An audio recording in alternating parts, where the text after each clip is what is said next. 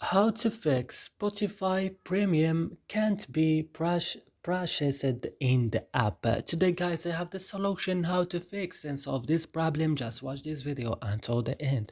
So let's start. So first you have to go and open the settings of your phone. Then you have to go directly to apps or applications.